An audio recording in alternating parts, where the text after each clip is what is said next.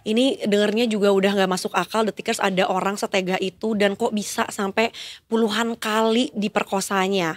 Untuk itu kita mau ngobrol langsung, mau nanya-nanya nih sama Mas Subhan begitu ya. Seperti apa kronologinya dan mungkin kita pengen tahu juga detail lebih lanjutnya. Selamat pagi Mas Subhan. Baik, selamat pagi Indi dan Aryo di studio. Pagi Mas Suban, terima kasih sudah bergabung bersama kami di pagi hari ini. Mas Suban, mungkin boleh dijelaskan sedikit karena tadi apa yang disampaikan oleh Indi juga ngomongin tentang tukang ojek dan juga korban ini ada di Maros. Ini tuh seperti apa sih kronologinya Mas Suban? Baik Indi dan Aryo, jadi kejadian ini eh, berawal dari korban ini seorang perempuan berumur 16 tahun, warga Kabupaten Pangkep. Mhm. Informasi dari kepolisian diketahui bahwa pada tanggal 4 Januari yang lalu korban ribut dengan keluarganya di Pangkep. Nah kemudian keesokan harinya, hari Minggu 5 Januari, dia kemudian kabur dan menuju Kabupaten Maros yang berjarak kurang lebih 20 km dari Kabupaten Pangkep. Nah setelah itu, setelah tiba di Kabupaten Maros, korban kemudian berjalan kaki tanpa tujuan. Nah pada saat itulah dia dilihat oleh pelaku yang sedang mangkal, karena pelaku ini adalah seorang tukang ojek pangkalan. Pelaku kemudian menawarkan tumpangan kepada korban. Nah setelah itu keduanya berbincang sampai akhirnya pelaku mengetahui bahwa korban ini adalah sedang kabur dari rumahnya. Kemudian pelaku dengan iming-iming menjanjikan tempat tinggal serta makanan, kemudian berhasil meyakinkan korban untuk ikut kepada pelaku, dibawa ke sebuah rumah kos di Kelurahan Adatongeng, Kecamatan Turikali, Kabupaten Maros. Nah, setelah sampai di rumah kos tersebut, korban akhirnya terus diperdaya. Jadi pelaku ini, kalau bahasa kepolisian bahwa menyebutkan bahwa pelaku ini sikapnya sangat manipulatif. Dia seolah-olah dia seolah-olah berperan di situ sebagai penolong korban. Dia seolah ingin menolong, menyelamatkan korban. Sehingga korban sangat percaya kepada pelaku.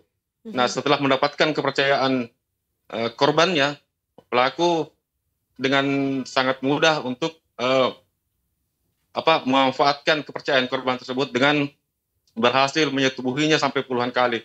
Demikian Indi dan Aryo. Iya. Nah ini Mas Subhan yang ingin ditanyakan, karena kan kejadian untuk menyetubuhinya ini sampai berlangsung puluhan kali, lebih tepatnya 20 kali ya. Kemudian katanya juga dicekoki pil KB, apakah mungkin ini supaya tidak menjadi hamil gitu perempuannya ya.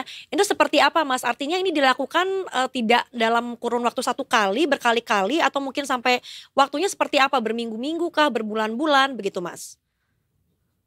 Nah, sejak tanggal 5 Januari itu, korban itu sudah ikut kepada pelaku ke sebuah rumah kos, begitu Indi. Dan sejak tanggal 5 itu sampai keduanya ditemukan oleh keluarga dan pihak kepolisian sampai tanggal 21 Januari, jadi kurang lebih 16 hari, begitu Indi. Oke. Kurang lebih 16 hari dia disetubuhi di rumah kos tersebut. Baik, Mas Suban, tadi kan disampaikan bahwa si anak gadis ini, si anak berumur 16 tahun ini kemudian pergi ke Maros. Sebenarnya apakah tujuan dari gadis ini ke Maros itu, apakah ada sanak saudarakah di Maros setelah kabur dari rumahnya, atau memang dia juga nggak tahu mau kemana sehingga pergi ke Maros aja, baru setelah itu dia jalan-jalan tidak menentu arah? Ya, baik Aryo. Informasi dari kepolisian, hasil pemeriksaan terhadap korban, memang korban setelah marah, setelah ribut dengan orang di rumahnya, tepatnya orang tuanya, dia kemudian kabur memang tanpa arah ke Kabupaten Maros tanpa membawa uang. Oke. Tanpa membawa uang. Dan saat di Maros dia hanya berjalan tanpa arah begitu. Demikian. Oke. Dan sekarang kondisi korban, gadis tersebut seperti apa nih Mas Subhan? Apakah mungkin sudah ada informasi mengenai pemulihan fisiknya, kemudian juga selain fisiknya juga mungkin psikologisnya yang paling penting juga ya? Ya, baik, informasi dari kepolisian diketahui bahwa pihak kepolisian telah bersurat ke DP 3A dan Dinas Sosial Kabupaten Maros untuk melakukan pendampingan.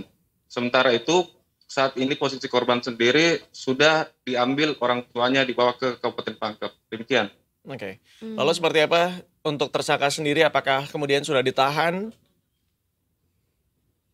Ya, sejak tanggal 21 itu sejak ditemukan oleh kepolisian, dia langsung ditahan dan saat ini menjalani proses hukum di Satreskrim Polres Maros. Iya. Apakah tukang ojek ini sebelumnya juga mempunyai catatan kriminal atau mungkin hal yang sejenisnya dari catatan kepolisian, Mas Subhan?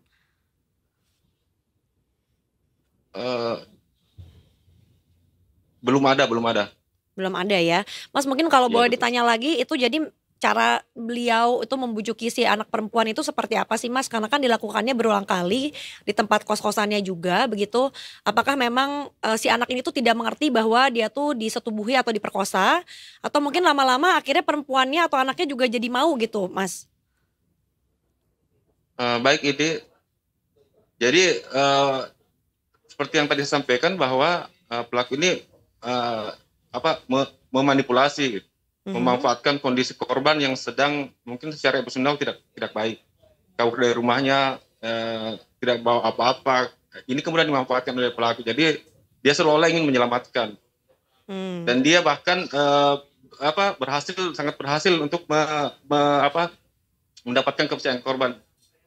Iya. Korban bahkan tidak dari pemeriksaan polisi itu korban bahkan tidak memiliki niat untuk melarikan diri dari pelaku. Bahkan dengan percaya diri, pelaku ini sempat membawa korban ini jalan-jalan ke mall siap. Oh, oke, jadi memang semuanya dari bujuk rayu saja begitu ya Mas Subhan ya. Mas kemudian saat sekarang korban sudah berada di tangan orang tuanya kembali gitu, seperti apa reaksi dan juga mungkin komentar dari orang tuanya mengetahui kabar yang menimpa anak perempuannya ini? Sampai sekarang pihak keluarga masih tertutup dan belum berhasil kami konfirmasi. Demikian. Iya. Baik. Mas Subhan, terima kasih banyak untuk informasinya Mas Subhan. Baik, terima kasih Indi dan Arif. Iya, selamat bertugas kembali. Sampai jumpa.